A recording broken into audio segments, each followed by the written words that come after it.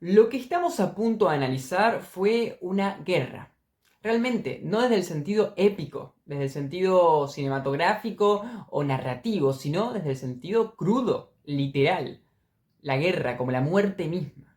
Algo que fue un choque muchas veces como es la guerra sin sentido, en el que hubo caos. Y que va a ser complejo desmenuzar muchas cosas porque justamente dentro de lo difuso, lo opaco, es mucho más difícil vislumbrar cosas que se repiten, patrones.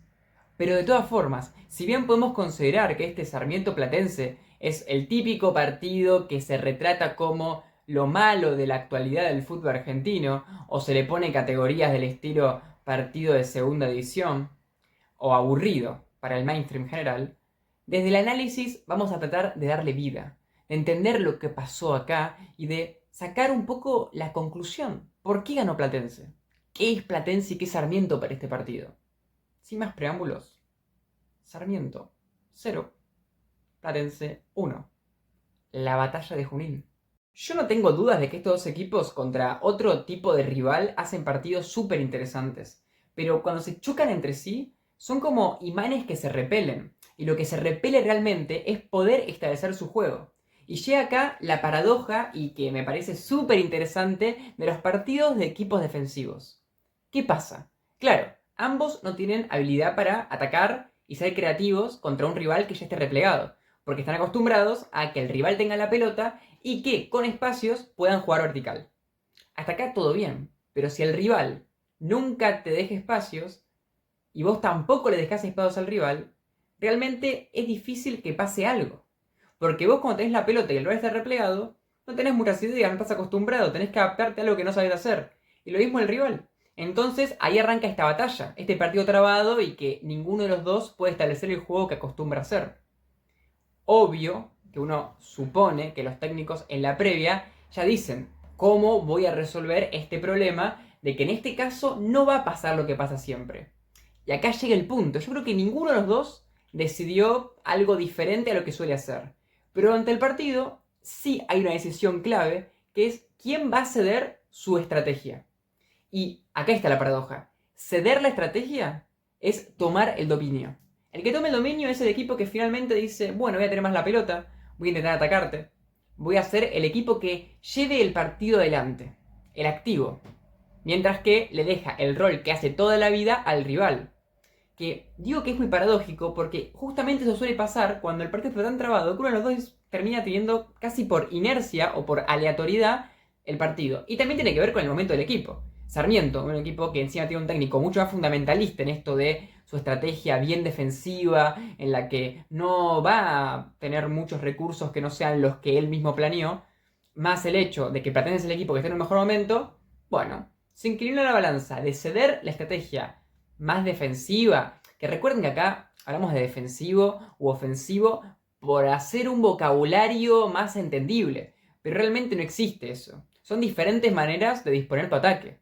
Son diferentes maneras de posicionarte como estratega. En realidad, vos podés tener una estrategia defensiva y tener más tiros al arco y más chances claras que tu rival porque aprovechar los espacios atrás. Entonces, recordemos que estamos simplemente hablando de justamente, de manera redundante, de la simplificación de decir ataque-defensa. Por la razón que acabo de mencionar, de que Platense fue el que empezó a tener un poco más la pelota, a adelantar un poco más sus líneas, fue que Sarmiento el que estaba jugando mejor los primeros 20 y pico de minutos. Hasta te podría decir que hasta la expulsión de Quiroga, que para mí está bien expulsado, porque había pegado una patada tremenda y había una amarilla, y después pegó otra, y si bien le pusieron roja directa, creo que tendría que haber sido amarilla, así que de todas formas hubiera sido expulsado, estaba mejor Sarmiento. Porque podía jugar de contra, porque encontraba espacios atrás. Así todo, no es que estaba siendo superior en un nivel galáctico y que merecía ganar, pero entre los dos equipos, obviamente era el mejor. Porque Sarmiento no dejaba espacios y Platense no tiene un equipo para penetrar mucho a su rival. Ahora vamos a mencionar un poco los nombres que tiene, pero en base a eso nos vamos a dar cuenta de que los recursos para poder superar a un equipo tan replegado como es el verde eran pocos.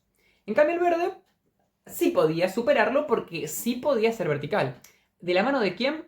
Principalmente de un jugador que era Mónaco. Mónaco lograba verticalizar las jugadas con mucha rapidez, cosa que obviamente es necesario para hacer la transición, pero fue muy efectivo. Por ejemplo, soltando por banda al lateral López, que era como un extremo en esos momentos, o asistiendo a Morales, que al mismo tiempo podía intercambiar posiciones con Go, entonces era como que la jugada se podía generar en la de que Mónaco rápidamente agarraba la pelota, volteaba con su velocidad porque tiene buena conducción y gambeta, asistía a Morales y Morales podía asistir a un desmarque de Go o a un desmarque de López.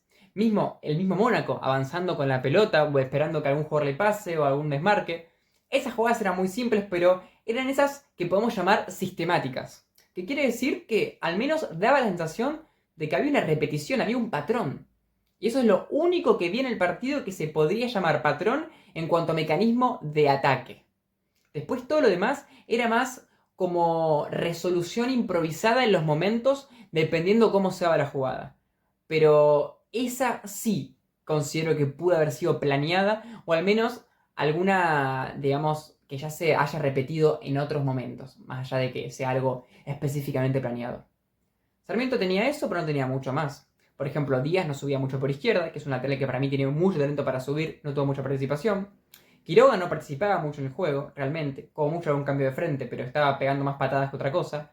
Y Godoy estaba más en defensa. Por tanto, era Mónaco, Morales y yo diría López. Hasta ahí. Platense estaba complicadísimo. Fíjense el doble 5. Juárez, Villalba. Son excelentes para defender. Son excelentes para distribuir. Pero si no tenés espacios, ¿quién rompe? ¿Quién se la juega? ¿Quién tiene creatividad? ¿Quién tiene chispa? Al menos en este partido y en la generalidad, capaz que algún día pueden llegar a tenerla en una situación aislada, ninguno de los dos. Bueno, quizás tenés otro jugador que te pueda ayudar a eso. Y era difícil que haya otro. Porque Russo por derecha, la verdad que me parece un jugador muy limitado en los últimos partidos que lo he podido ver, si bien no soy un fiel seguidor de Platense, como para, por ejemplo, poder superar una defensa que lo espera. No ha podido tirar centros positivos para el equipo, no ha podido sacarse rivales de encima. En general, cuando recibe la pelota, que el equipo capaz que le cuesta un montón llevarla hasta donde está él, termina simplemente volviéndolas atrás. También, poca creatividad. Y después Ocampo, que en opinión es el encargado, el responsable de todo lo que capaz que a Platense le faltó, pero que tocaba mucho la pelota y en general estaba tan volcado por izquierda que lo que terminaba haciendo siempre era asistir a algún desmarque, por ejemplo, de Marsic, que era el lateral izquierdo. Hasta ahí. Y esto es muy poco, porque al final ese lateral izquierdo que va a hacer, tirar un centro, donde está Hernández, Insaurralde y Guasone, que son tres torres que si bien tenés a Pellegrino en el área, van a dar siempre las torres. Pellegrino fue un faro en que siempre intenta pasarle la pelota, pero se la pasaban mal, con imprecisiones, demasiado fuerte. A veces hasta se la pasaba el propio arquero. Entonces era como que hasta que controlaba ya tenía a Godoy por ahí que se la robaba o un anticipe a un defensor. Pero eso no podía pasar. Estaba incómodo porque no tenía recursos para hacerlo y el rival ocupaba bien los espacios. Porque fíjate, si Quiroga estaba pegando patadas, es porque hasta ese jugador que supone que es el 10 del equipo, estaba en un rol más defensivo. Porque Damonte no cede. Y en ese sentido yo me parece admirable porque es el fundamentalismo del pragmatismo, ¿no? El idealismo contraidealista. Es súper raro, pero a mí me parece fascinante como técnico del fútbol argentino Damonte y como espíritu del fútbol argentino Damonte. Ahora, le expulsan a Quiroga y surge una situación, que es la del gol. La voy a relatar, explicar, comentar detalladamente porque tiene conceptos interesantes, pero no era lo que estaba haciendo mucho Platense. Aparece Pico, importante. La defensa de Platense en general jugó bien, porque si bien estaba un poco mejor Sarmiento, siempre resolvía bien la defensa. Suso es un defensor de los mejores del fútbol argentino, Vázquez es menos participativo, pero también siempre resuelve bien. Y Pico es el más interesante de los tres, porque puede jugar de mediocampista. Y en el segundo tiempo, de hecho, lo hizo, porque ya tenía un jugador menos Sarmiento, entonces se puede dar el lujo de hacerlo. Pico hace un pase cruzado muy bueno hacia Ocampo. Ocampo se la pasa a Marsic, que llega al vértice del área, le tira un centro, despeja mal a Insaurralde, que yo considero de que es un error, pero es un error que es difícil de criticar, porque finalmente despeja en una situación en la de que está luchando con un defensor, hace lo que puede, pero ese despeje le queda picando a Saborido, que fíjense qué detalle, Saborido, que es el lateral derecho, aparece en el medio del área, grande, ¿no? Afuera en el medio, y le rompe el arco a Monetti, y puede 1-0, y gana el partido con ese gol Platense. Importantísimo, pero curioso, por varias cuestiones, porque aparece Pico en un rol que él puede hacer, que no lo había aprovechado casi nunca en todo el primer tiempo, aparece Martins con un centro que era el único que se repetía, en combinación con Ocampo, lo que hemos dicho antes, y finalmente el lateral en esa posición, que es muy meritorio, Porque fíjate que no apareció ni Villalba ni tampoco Juárez, que justamente hablamos de su incapacidad para ser ofensivos. Apareció un lateral y les da el partido. El segundo tiempo es la batalla dentro de la batalla. Este partido batallado, donde era muy trabado todo el tiempo, donde era pelotazo, pelotazo, pelotazo, pérdida tras pérdida tras pérdida tras pérdida, el segundo tiempo fue exactamente eso, pero la guerra pareció una estratega. Una estratega que empezó a entender que ese contexto le favorecía mucho a la que iba ganando. Damonte hace 4 cambios. Es una cosa totalmente increíble y rara. Venía de sorprenderme en el partido pasado de que Falcione haga un solo cambio tras un primer tiempo abajo. Y Damonte me sorprende, pero por lo contrario, por hacer 4 cambios. Que igual yo entiendo que siempre todos los cambios, todas las decisiones tienen un criterio. Y el criterio en este caso es, si de última voy perdiendo, es la última fecha. Me la juego a todos desde el principio. Si voy haciendo cambios más graduales, quizás no me alcance y los jugadores se van cansando. Tiene un criterio. El problema es que después se le lesionó un jugador como es Morales y le tuvo que hacer el cambio y se quedó sin cambios. Entonces eso le perjudicó de no poder refrescar un poco el equipo a lo último. Pero de todas formas metió a Gallardo por Mónaco, que Mónaco ya después de los primeros 20 minutos había empeorado. Gallardo en el segundo tiempo tuvo muy buenas intenciones de velocidad, de gambetear, pero solísimo estaba, entonces siempre terminaba perdiendo. Pero es un jugador que me encanta a mí, tiene mucho potencial y aparte que es bastante joven, entonces siento que tenía sentido ponerlo. El problema es de que partía de demasiado atrás, entonces tenía que gambetearse demasiados jugadores y terminaba siempre ahogado. Después puso Arismendi por Go, inexistente, no tocó casi nunca la pelota. En parte porque Sarmiento tuvo un segundo tiempo en el que no pudo conectar pases. Y en parte porque justamente perdió un mediocampista que es Quiroga, que es el que más podría hacer eso. Amarilla por Godoy, para mí el error, porque creo que Godoy pudo haber distribuido de manera más segura. Amarilla es un jugador que se juega mucho más con conducciones. Básicamente puso muchos jugadores agresivos y que al final todos fueron muy individualistas. Muchos intentos de regate que nunca terminaron bien, casi siempre eran me paso uno, hasta capaz que me paso otro, pero no le pasaban más y así la terminaban perdiendo y encima, claro, esa pérdida podía ser una contra. Y por último, el cambio que más me gustó, que es el de Giacobini, que entró por un central, que es Hernández, y que para mí fue el mejor del partido de Sarmiento en el segundo tiempo, con una distribución limpia y el único jugador que decidió no gambetear, que parecería algo no tan bueno desde un punto de vista, ya que el equipo necesitaba despliegue, necesitaba arriesgarse, pero bueno, alguien tenía también que ser un rol un poco más solidario. En ese sentido, Sarmiento tuvo mucho tiempo la pelota. Al menos no es que se vio dominado por el rival. El problema es que no sabía qué hacer. Y Platense, ya lo dijimos, no es que es un equipo que no sabe defender, al contrario, seguía teniendo un doble 5 de 2 jugadores que son muy rasposos, 3 centrales que son muy buenos, los laterales que marcan bien, más que nada Saborío tuvo un buen partido en eso, y Sarmiento tenía un jugador menos. Entonces no podía generar superioridad numérica, no tenía un nexo, tenía todos jugadores que se la jugaban, y al principio quizás intentaba tocar, pero como no podía, terminaban los jugadores decidiendo, bueno, me la juego. Hasta Insaurralde intentó gambetear en una, pero bueno, tampoco le salió. Ese aspecto es interesante porque habla de ese amor propio, un equipo que está complicado, creo que es el candidato número 1 al descenso desde mi criterio, hasta más que Tigre, o hasta más que, bueno, sin contar lo de los promedios, ¿no? Que ahí puede llegar a irse uno de recién ascendido. Se nota eso, que quieren ganar, que quieren sumar, pero no tuvieron criterio ofensivo para romper eso. Y Platense se aprovechó. Tuvo muchísimas ocasiones de gol. Pellegrino tuvo un partido pésimo, súper egoísta, y es entendible, ¿no? Es un chico, es el 9, inclusive no tenía jugadores de tanta jerarquía alrededor, entonces era como, podía hacer un poco lo que quería. Y para mí fue error garrafal que cometió, porque en muchas situaciones le pegó él al arco cuando había muchos pases mejores, tomó decisiones demasiado hacia su propio éxito, y eso pudo haber condenado al equipo. Porque decir que Sarmiento no tuvo, bueno, suerte de que capaz que consiguió un tiro de esquina y te metió un gol de cabeza. Pero capaz que terminabas empatando el partido por culpa de no definirlo. Y el culpable de eso es Pellegrino, porque las jugadas se generaban. Villalba recuperaba, el segundo tiempo mejoró mucho Villalba, participando mucho más, ganaba todas las pelotas platense, los rebotes. Entró Angulo, que para mí Angulo tiene que ser titular, a esta altura sí. Ni Ocampo ni tampoco Russo te dan demasiado en ataque. Angulo llega y si bien obviamente llega con el equipo cansado y es rapidísimo y por eso se luce más, yo le pondría directamente a Angulo.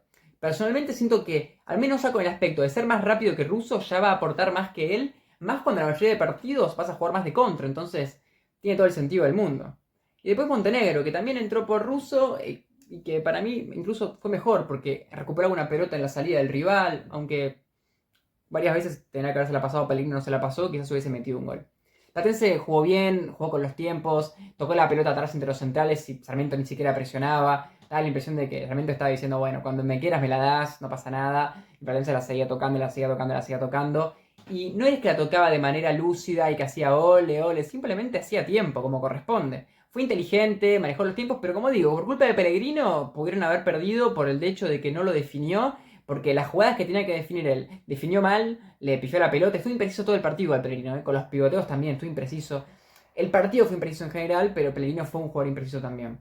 Sarmiento no pudo, ni siquiera lo último, esos empujes finales, no tuvo chances claras. Tiró plata Salaria, pero lo mismo que le pasaba al principio a Platense le pasó a Sarmiento después. Tenés bestias en el área que te sacan todo. Pico es altísimo, Suso es un defensor que de juego aéreo es de los mejores. Bueno, entonces, ¿cómo haces para pasar? Vázquez también. Entonces, Sarmiento no tenía recursos. Y cuando hablo de recursos es maneras, formas. Amarilla no conecta con nadie, está solo en el medio. Están muy sueltos los extremos, muy solos. La única manera de pasarse la pelota es con pases muy largos que tienen que controlar de manera dificultosa, entonces el rival ahí lo puede robar. Fíjense esto, Sarmiento en el segundo tiempo tuvo el 44% de la pelota, que tiene sentido por esto que decíamos que Platense se la manejó con lentitud y que por tanto posesiones reales con dominio, en realidad el que tuvo más fue Sarmiento, pero que en la estadística termina quedando más Platense. Pero sigue siendo un número bajo para un equipo que va perdiendo.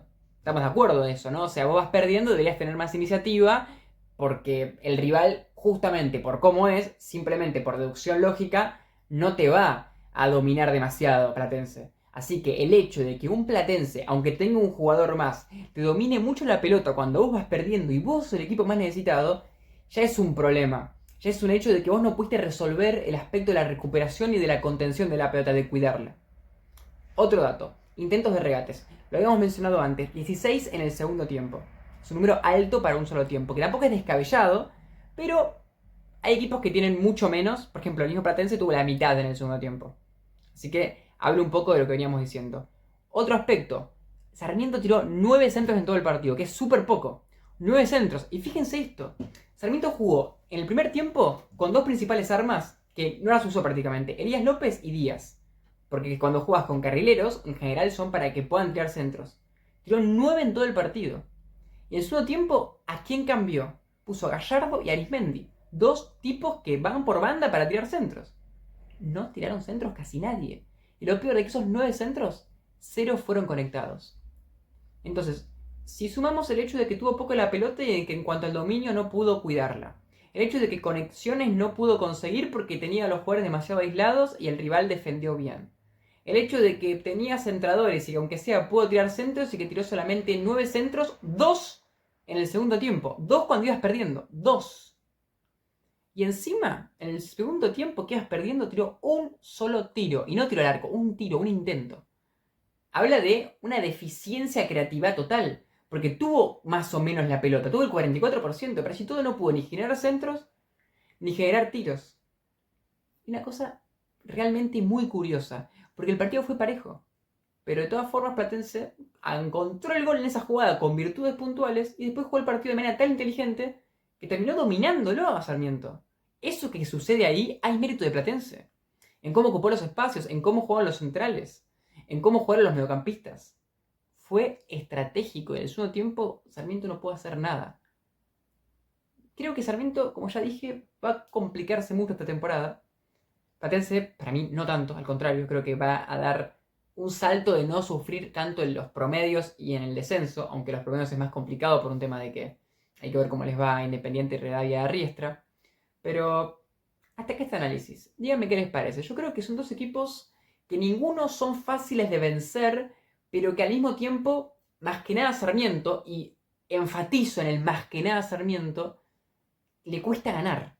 Entonces, puede ser que la mayoría de partidos que juega Sarmiento no sean partidos en los de que el rival lo supera por una gran cantidad de goles o que lo supere de manera excesiva, sino que casi siempre se la complica. Pero el problema es que él le cuesta superar y que no tiene tantas armas ofensivas y que pese a que puede plantar su juego y que se juegue como él quiere, no termina ganando.